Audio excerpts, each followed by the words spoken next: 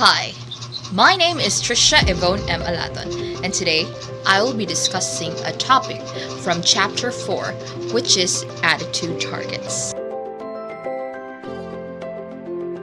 Attitudes are part of the things that we are to teach, to foster, and to minimize inside a school setting. Why? Because attitudes are part of honing, growing, and developing a child, a student, or a learner, or whatever term that we use as future teachers.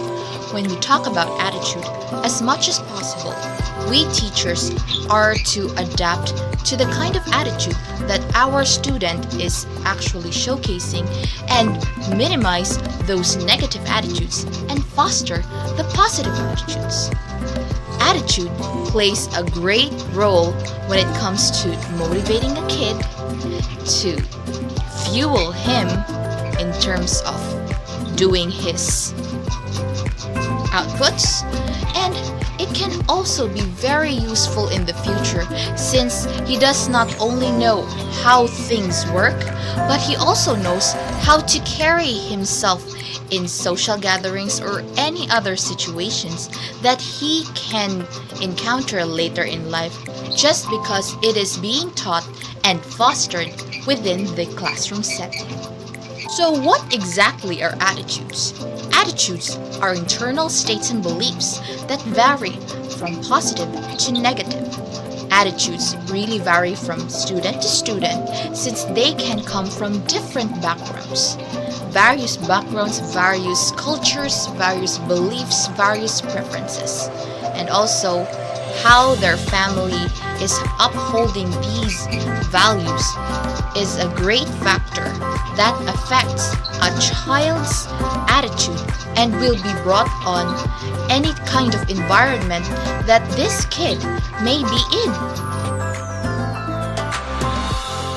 There are two types of attitude.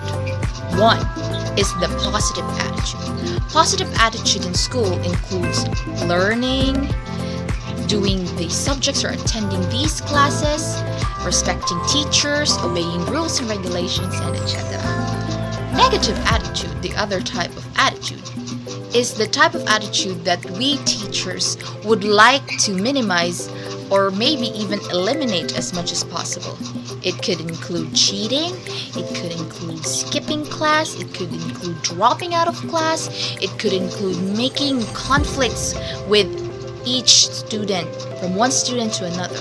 These are the negative attitudes that we teachers would as much as possible avoid, minimize, so that our student could reach his or her full potential and these attitudes may not become hindrances to his success. There are three elements of attitude. First is the affective component. The second one is the cognitive component, and the third one is the behavioral component. The affective component is more on the positive or the negative feelings of the student. The cognitive component is describing how the student perceives one thing as worthy or valuable, while behavioral component indicates the willingness of the student to engage in specific actions or activity within the classroom or even outside the classroom. It is important that we identify these attitudes immediately and put on or set on our targets so that we can become a better teacher and teach our students the best attitude possible. An example of an attitude that we would like to foster within the school or within the classroom setting is self-discipline. Self-discipline is very crucial to a student since it may reflect how or what she would do or he would do when he is being brought up to some circumstances or up to some situations wherein he or she could be pressured, and how she could discipline herself that she may still reach her goal. Another example for a positive attitude is being responsible.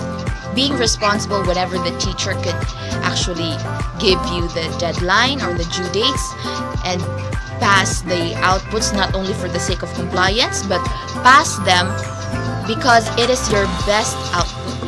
An example of a negative attitude is what was mentioned earlier, cheating, and it could also be slacking off, because here in a classroom or in any classroom, slacking off is never a positive attitude, because a child could actually bring this towards his outside environments, and this will not help him or her become a functional member of the society, nor become a that he or she was ever was.